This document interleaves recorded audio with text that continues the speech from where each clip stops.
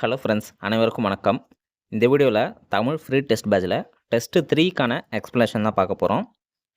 இது வரைக்கும் 3 test complete பண்ணியிருக்கோம். நீங்கள் இன்னும் கம்ப்ளீட் பண்ணலனா கம்ப்ளீட் பண்ணிவிடுங்க. அதுக்கான கொஷின் பேப்பரும் ஆன்சர் கீயும் ஏற்கனவே நம்மளுடைய சேனலில் போட்டிருக்கோம். செக் பண்ணி பார்த்துக்கோங்க.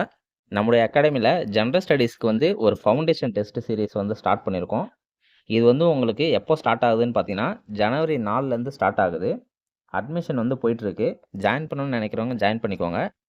இதில் 50 டெஸ்ட்டுக்கு மேலே உங்களுக்கு கவர் ஆகும். அப்புறம் உங்களுக்கு free study material, where to study, daily current affairs எல்லாமே உங்களுக்கு சென்ட் பண்ணிடுவோம். இதில் நல்ல ஹை ஸ்டாண்டர்டாக கொஷின்ஸ் எடுக்க போகிறோம். ஏன்னா டிஎன்பிசியில் இப்போ எல்லாமே கஷ்டமாக தான் கொஷின் கேட்குறாங்க. அதனால் ஜிஎஸ்க்கு ஓவராலாக டிஎன்பிசி ஜிஎஸ்ன்னு சொல்லிட்டு இந்த டெஸ்ட் பேட்ச் ஸ்டார்ட் பண்ணியிருக்கோம். இந்த டெஸ்ட் பேட்ச் எல்லா எக்ஸாமுக்குமே கவர் ஆகும். ஜாயின் பண்ணணும்னு நினைக்கிறவங்க கீழே இதுக்கான ஃபுல் டீட்டெயில் வீடியோ கொடுத்துருக்கேன். பார்த்துட்டு ஜாயின் பண்ணிக்கோங்க. இந்த டெஸ்ட் பேட்சில் நல்லா உங்களுக்கு ஸ்டாண்டர்டாக கொஷின் இருக்கும். இதோட ஃபீஸ் எவ்வளோன்னு பார்த்தீங்கன்னா ஜஸ்ட்டு 600 ருபீஸ் தான். இந்த டெஸ்ட் பேட்ச் உங்களுக்கு 8th மந்த்துக்கான டியூரேஷன் இருக்கும். 8 மாதம் ஃபுல்லாக நம்ம ஜென்ரல் ஸ்டடீஸ் தான் படிக்க போகிறோம். அதுக்கான டெஸ்ட் பேட்ச் தான் இது.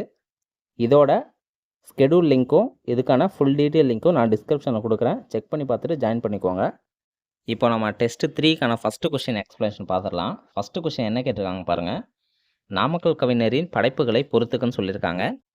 நாமக்கல் கவிஞர் படைப்புகளில் இசை நாவல்கள், கட்டுரைகள், சுயசரிதை, புதினங்கள் இது எல்லாமே எத்தனை இருக்குன்னு கேட்டிருக்காங்க. இசை நாவல்கள் எத்தனை இருக்குன்னு பார்த்தீங்கன்னா 3 இருக்கும். கட்டுரைகள் 12 இருக்கும். சுயசரிதை 3 இருக்கும். புதினங்கள் 5 இருக்கும். இதை நீங்கள் கரெக்டாக மேட்ச் பண்ணிங்கன்னா உங்களுக்கு ஆன்சர் என்ன வரும்னு பார்த்தீங்கன்னா ஆப்ஷன் ஏ தான் உங்களுக்கு ஆன்சராக வரும். அடுத்தது 2வது கொஷின் பார்க்கலாம். மீதி இருக்கிற படைப்புகள்லாம் இன்னொரு கொஷினில் வச்சுருக்கோம், அப்போ பார்க்கலாம். 2வது கொஷின் பாருங்கள். தலைமைச் செயலக 10 மாடி கட்டடத்திற்கு தமிழ்நாடு அரசு யாருடைய பெயரை சூட்டி பெருமைப்படுத்தியுள்ளதுன்னு கேட்டிருக்காங்க. யாருடைய பெயர்னு பார்த்தீங்கன்னா நாமக்கல் கவிஞர் பேர் தான். நாமக்கல் கவிஞர் பேரை தான் தலைமைச் செயலகத்தோட 10 மாடி கட்டடத்துக்கு வச்சுருப்பாங்க. நாமக்கல் கவிஞர் காந்திய கவிஞர்னு சொல்லுவாங்க. இவருடைய காலம் என்னன்னு பார்த்தீங்கன்னா 1888லேருந்து 1972 வரைக்கும். அடுத்தது 3வது கொஷின் பார்க்கலாம். எங்கு நடந்த விழாவில் குன்றக்குடி அடிகளார் அவர்கள் முடியரசனுக்கு கவியரசு என்ற பட்டத்தை வழங்கினார்னு கேட்டிருக்காங்க. குன்றக்குடி அடிகளார் பரம்பு மலையில் நடந்த விழாவில் தான் முடியரசனுக்கு கவியரசு என்ற பட்டத்தை வழங்கியிருப்பாங்க. முடியரசனை இன்னும் 2 பட்டம் சொல்லி அழைப்பாங்க. திராவிட நாட்டின் வானம்பாடி, தமிழ்நாட்டின் வானம்பாடின்னு சொல்லுவாங்க. அதை பற்றி கொஷின் பின்னாடி வச்சுருக்கோம், பார்க்கலாம். அடுத்தது 4வது கொஷின் பாருங்கள். மாதவி காவியம் என்ற நூலின் ஆசிரியர் யாருன்னு கேட்டிருக்காங்க. ஆப்ஷனில் பார்த்தீங்கன்னா தமிழ்வழி, நாமக்கல் கவிஞர், உரித்திரங்கனார், கி.வா. ஜெகநாதன் கொடுத்துருக்காங்க. மாதவி காவியம் என்ற நூலின் ஆசிரியர் யாருன்னு பார்த்தீங்கன்னா கவிஞர் தமிழ்வழி தான். இவர் இன்னும் நிறையா நூல்கள் எழுதியிருப்பார். நிலைப்பற்ற சிலை, வீராயி, கவிஞன் காதல், அப்புறம் குருவிப்பட்டி, கண்ணப்பன் கிளிகள், இந்த மாதிரி நிறையா நூல்கள் எழுதியிருப்பார். மாதவி காவியம் என்ற நூலின் ஆசிரியர் கவிஞர் தமிழ்வழி. அடுத்தது 5வது கொஷின் பாருங்கள். நூல்கள் கொடுத்து அதோட ஆசிரியர் பேர் கேட்டிருக்காங்க. பட்டினப்பாலை, தமிழர் சமுதாயம், தமிழ் பழமொழிகள், மலைக்கல்லர். இதோட ஆசிரியரில் யாருன்னு கேட்டிருக்காங்க.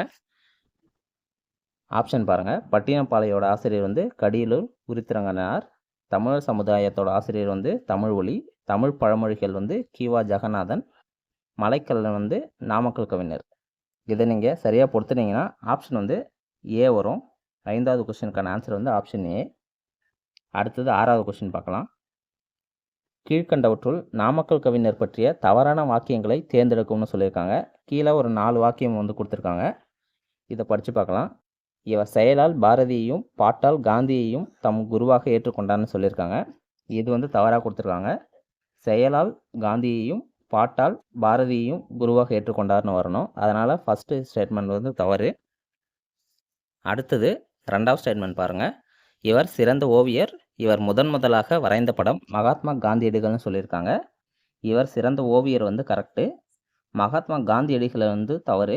இவர் முதலாக வரைந்த படம் ராமகிருஷ்ண பரமஹம்சரோட படம் தான். அடுத்து 3வது ஸ்டேட்மெண்ட் பாருங்கள். இவரின் பாடல்களில் பாரதியின் சிந்தனை மிளிரும்னு சொல்லியிருக்காங்க. இதுவும் தவறு. இவரின் பாடல்களில் காந்திய சிந்தனை தான் மிளிரும். அடுத்தது 4வது ஸ்டேட்மெண்ட் பாருங்கள். இவரின் அனைத்து பாடல்களையும் தொகுத்து வெளியிட்டவர் தணிகை உலகநாதன் சொல்லியிருக்காங்க. இது மட்டும்தான் கரெக்டு. இவரோட பாடல்கள் எல்லாத்தையும் தொகுத்து வெளியிட்டவர் தணிகை உலகநாதன். இதை நல்லா ஞாபகம் வச்சுக்கோங்க. இதில் நம்ம கொஷினை என்ன கேட்டிருக்காங்கன்னா தவறான வாக்கியங்களை தேர்ந்தெடுக்கணும்னு கேட்டிருக்காங்க. நமக்கு ஆப்ஷனில் என்ன இருக்குதுன்னு பார்த்தீங்கன்னா ஆப்ஷன் சி தான் கரெக்டாக இருக்குது. 1, 2, 3 இதுதான் தவறாக இருக்குது. அடுத்தது 7வது கொஷின் பாருங்கள்.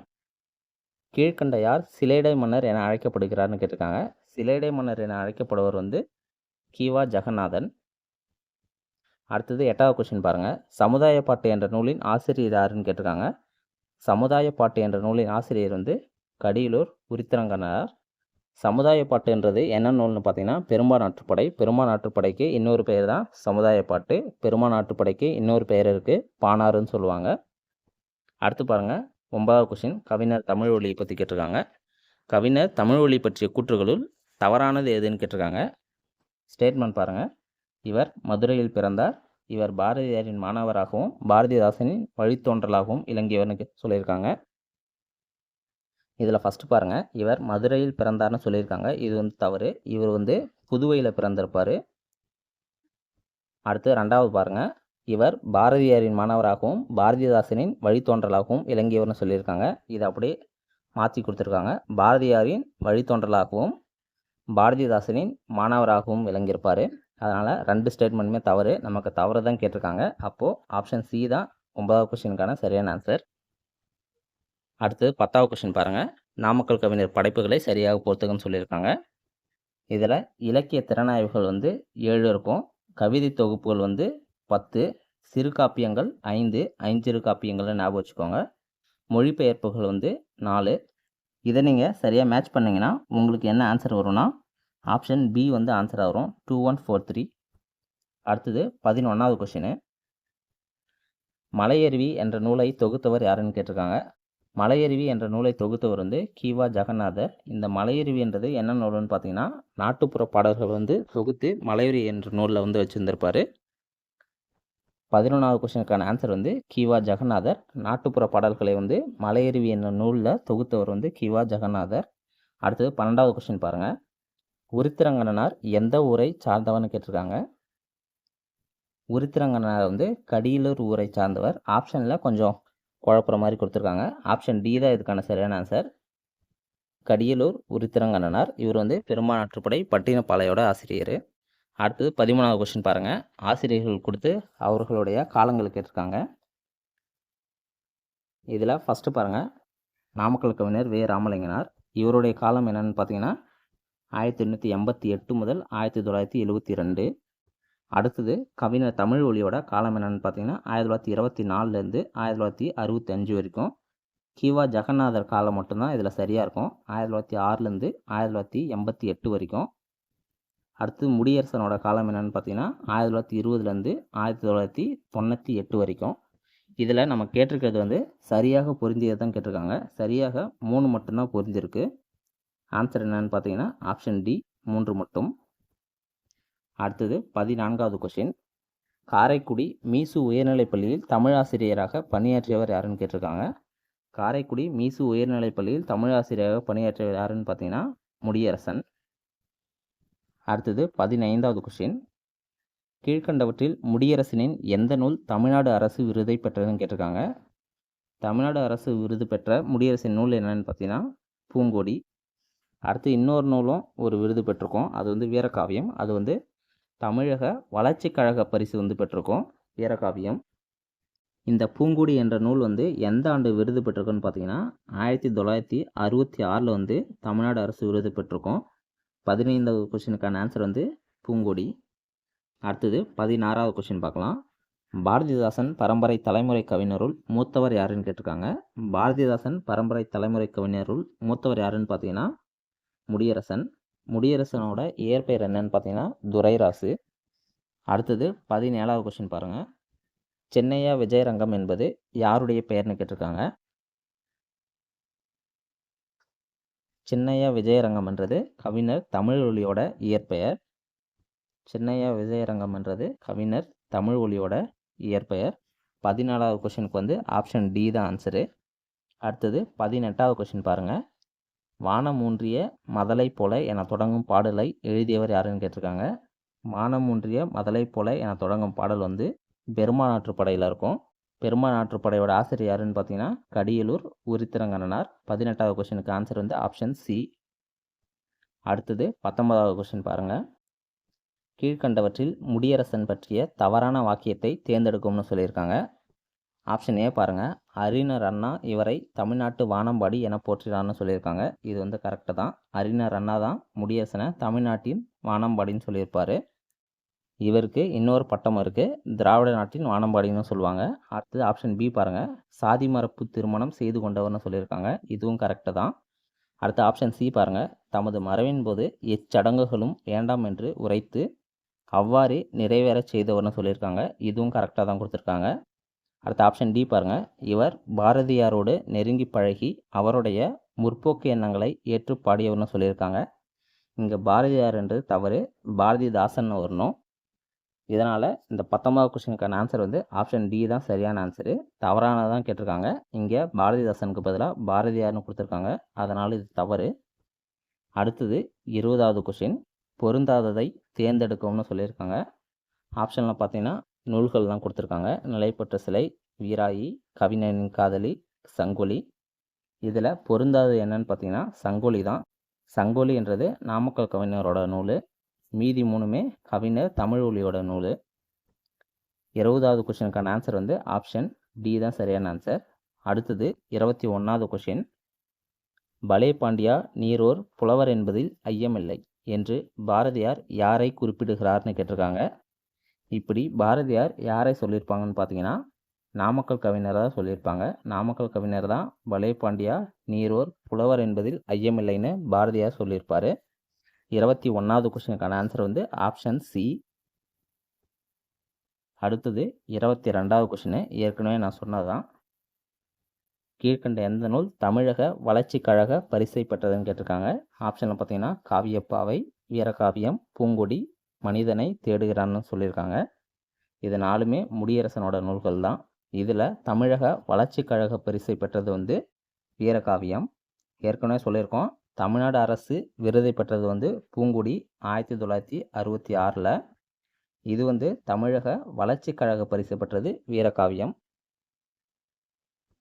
22வது கொஸ்டினுக்கான ஆன்சர் வந்து ஆப்ஷன் பி வீரகாவியம். அடுத்தது 23வது கொஸ்டின் பாருங்கள், பெருமானாற்றுப்படையின் பாட்டுடைய தலைவன் யாருன்னு கேட்டிருக்காங்க. பெருமானாற்றுப்படை எழுதியது வந்து கடியலூர் உரித்திரங்கனார். பெருமானாற்றுப்படையோட பாட்டுடைய தலைவன் யாருன்னு பார்த்தீங்கன்னா தொண்டைமான் இளந்திரையான். 23வது கொஸ்டினுக்கான ஆன்சர் வந்து தொண்டைமான் இளந்திரையன். அடுத்தது 24வது கொஸ்டின், கீழ்கண்ட கூற்றுகள் யாரை குறிப்பிடுதுன்னு கேட்டிருக்காங்க. ஒரு 4 கூற்று கொடுத்துருக்காங்க. அது யாரை குறிப்பிடுதுன்னு கண்டுபிடிக்கணும். தமிழக அரசின் முதல் அரசவை கவிஞர்னு சொல்லியிருக்காங்க. அடுத்தது தமிழக சட்டமேலவை உறுப்பினராகவும் நியமனம் செய்யப்பட்டார். என் கதை நூலின் ஆசிரியர், லோகமித்திரன் இதழின் ஆசிரியர். இது எல்லாமே யாரை குறிப்பிடுதுன்னு பார்த்தீங்கன்னா நாமக்கல் கவிஞரை தான் குறிப்பிடுது. நாமக்கல் கவிஞர் வே ராமலிங்கனார். அவர் தான் தமிழக அரசின் முதல் அரசவை கவிஞர், சட்டமேலவை உறுப்பினராகவும் இருந்திருப்பார். என் கதை என்ற நூலின் ஆசிரியர், லோகமித்திரன் இதழின் ஆசிரியரும் நாமக்கல் கவிஞர் தான். 24வது கொஸ்டினுக்கு வந்து நாமக்கல் கவிஞர் தான் ஆன்சரு. அடுத்தது 25வது கொஸ்டின், அஞ்சாமை மிக்கவன்தான் ஆனாலும் சான்றோர்கள் அஞ்சுவதை அஞ்சி அகற்றி விடுவான் என்ற பாடலின் ஆசிரியர் யாருன்னு கேட்டிருக்காங்க. இந்த பாடல் வந்து எந்த நூலில் இருக்குன்னு பார்த்தீங்கன்னா புதியதொரு விதி செய்வோம் என்ற நூலில் தான் இந்த பாடல் வந்து இருக்கும். அந்த புதியதொரு விதி செய்வோம் என்ற நூலை எழுதியது யாருன்னு பார்த்தீங்கன்னா முடியரசன். 25வது கொஸ்டினுக்கு வந்து ஆப்ஷன் டி முடியரசன். அடுத்தது 26வது கொஸ்டின், பொருந்தாததை தேர்ந்தெடுக்கும்னு கேட்டிருக்காங்க. ஆப்ஷனில் பார்த்தீங்கன்னா மேதினமே வருக, குருவிப்பட்டி, கண்ணப்பன் கிளிகள், சமுதாய பாட்டு. இங்கே பட்டுன்னு இருக்குது, இது வந்து தவறு, சமுதாய பாட்டு. இதில் என்ன பொருந்தாமல் இருக்குதுன்னு பார்த்தீங்கன்னா சமுதாய பாட்டு தான் பொருந்தாமல் இருக்குது. ஏற்கனவே நம்ம பார்த்தோம், சமுதாய பாட்டுனா பெருமானாற்றுப்படைன்னு அர்த்தம். மீதி இருக்கிறது எல்லாமே கவிஞர் தமிழ் ஒலியோட நூல்கள். அடுத்தது 27வது கொஸ்டின் பாருங்கள், வீரர் உலகம் எனும் இலக்கிய விமர்சன படைப்பிற்காக சாகித்ய அகாடமி விருதை பெற்றவர் யாருன்னு கேட்டிருக்காங்க. வீரர் உலகம் எனும் இலக்கிய விமர்சன படைப்பிற்காக சாகித்ய அகாடமி விருதை பெற்றவர் யாருன்னு கேட்டிருக்காங்க. இது யாருன்னு பார்த்தீங்கன்னா சிலேடை மன்னர் கிவா ஜெகநாதர். இவர் வந்து 1967 தான் வீரர் உலகம் எனும் இலக்கிய விமர்சன படைப்பிற்காக சாகித்ய அகாடமி விருதை வந்து பெற்றிருப்பார். 27வது கொஸ்டினுக்கான ஆன்சர் வந்து சிலேடை மன்னர். அடுத்து 28வது கொஸ்டின், நாமக்கல் கவிஞர் வே ராமலிங்கனார் அவர்களின் சிறப்பு பெயர்களில் தவறானதை தேர்ந்தெடுக்கும்னு சொல்லியிருக்காங்க. ஆப்ஷனில் பாருங்கள், காந்திய கவிஞர், ஆஸ்தான கவிஞர், காங்கிரஸ் புலவர், திராவிட புலவர். இதில் தவறாக என்ன இருக்குன்னு பார்த்தீங்கன்னா திராவிட புலவர் தான். மீதி எல்லாமே அவருடைய சிறப்பு பெயர்கள் தான். காந்திய கவிஞர், ஆஸ்தான கவிஞர், காங்கிரஸ் புலவர். திராவிட புலவர் மட்டும் தவறாக இருக்குது. ஆன்சர் வந்து ஆப்ஷன் டி தான். அடுத்தது 29வது கொஷின். திராவிட நாட்டின் வானம்பாடி என அழைக்கப்படுபவர் யாருன்னு கேட்டிருக்காங்க. திராவிட நாட்டின் வானம்பாடி என அழைக்கப்படுபவர் வந்து கவிஞர் முடியரசன். ஏற்கனவே நம்ம சொன்னதான். அடுத்தது லாஸ்ட் கொஷின் பார்க்கலாம். தமிழ்நாட்டின் வானம்பாடி எந்த மாவட்டத்தை சார்ந்தவர்னு கேட்டிருக்காங்க. ஃபஸ்ட்டு தமிழ்நாட்டின் வானம்பாடி யாருன்னு தெரியணும். தமிழ்நாட்டின் வானம்பாடி வந்து முடியரசன். இவர் எந்த மாவட்டத்தை சார்ந்தவர்னு கேட்டிருக்காங்க. முடியரசன் வந்து தேனி மாவட்டத்தை சார்ந்தவர். தேனி மாவட்டத்தில் பெரியகுளம் என்ற ஊரில் வந்து பிறந்திருப்பார். பெரியகுளம். கவிஞர் முடியரசன் வந்து தேனி மாவட்டம் பெரியகுளத்தை சார்ந்தவர். அவ்வளோதான். 30 கொஷின் வந்து நம்ம முடிச்சிட்டோம். இந்த 30 கொஷினில் நீங்கள் எத்தனை கொஷின் சரியாக ஆன்சர் பண்ணியிருக்கீங்கன்னு கமெண்டில் சொல்லுங்கள்.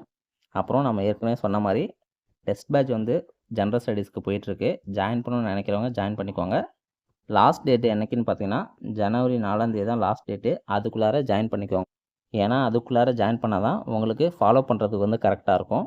இந்த டெஸ்ட் பேட்ச் வந்து நீங்கள் வேலைக்கு போயிட்டே படிக்கிறவங்களா இருந்தாலும் சரி, ஹவுஸ் ஒய்ஃபாக இருந்தாலும் சரி, இல்லை தனியாக வீட்டில் இருந்தே நீங்கள் படிக்கிறவங்களா இருந்தாலும் சரி, கண்டிப்பாக உங்களுக்கு வந்து ஃபாலோ பண்ணுற மாதிரி தான் இந்த ஸ்கெடியூல் வந்து நம்ம போட்டிருக்கோம். ஸ்கெடியூலை ஃபுல்லாக பாருங்கள். ஃபுல்லாக பார்த்துட்டு அந்த ஃபுல் டீட்டெயில் வீடியோவும் பாருங்கள். பார்த்துட்டு அதுக்கப்புறம் ஜாயின் பண்ணுங்கள். ஜாயின் பண்ணணும்னு நினைக்கிறவங்க 4ஆம் தேதிக்குள்ளே ஜாயின் பண்ணுங்கள். அதுக்கு மேலே நம்ம அட்மிஷன் போட மாட்டோம். அதுக்கு முன்னாடியே நீங்கள் ஜாயின் பண்ணிக்கோங்க. அப்போ தான் உங்களுக்கும் டெஸ்ட்டு ஃபாலோ பண்ணுறதுக்கு வந்து ஈஸியாக இருக்கும். ஜாயின் பண்ணணும்னு நினைக்கிறவங்க 4ஆம் தேதிக்குள்ளார ஜாயின் பண்ணிக்கோங்க. நம்ம டெஸ்ட் பேட்ச் கொஷின்ஸ் எல்லாமே எப்போவுமே ஸ்டாண்டர்டாக தான் இருக்கும். அதுவும் இந்த டைமு ரொம்ப ஸ்டாண்டர்டாக எடுக்க போகிறோம். ஜாயின் பண்ணணும்னு நினைக்கிறவங்க ஜாயின் பண்ணிக்கோங்க. ரொம்ப யூஸ்ஃபுல்லாக இருக்கும். நம்முடைய சேனலை இன்னும் நீங்கள் சப்ஸ்கிரைப் பண்ணலன்னா மறக்காமல் சப்ஸ்கிரைப் பண்ணி வச்சுக்கோங்க. பக்கத்தில் இருக்கிற பெல் ஐக்கானும் கிளிக் பண்ணி ஆலில் போட்டு வச்சுக்கோங்க. அப்போ தான் இனிமேல் நான் போகிற யூஸ்ஃபுல்லான வீடியோஸ்லாம் உங்களுக்கு நோட்டிஃபிகேஷன் வரும். நல்லா படிங்க. அனைவருக்கும் நன்றி.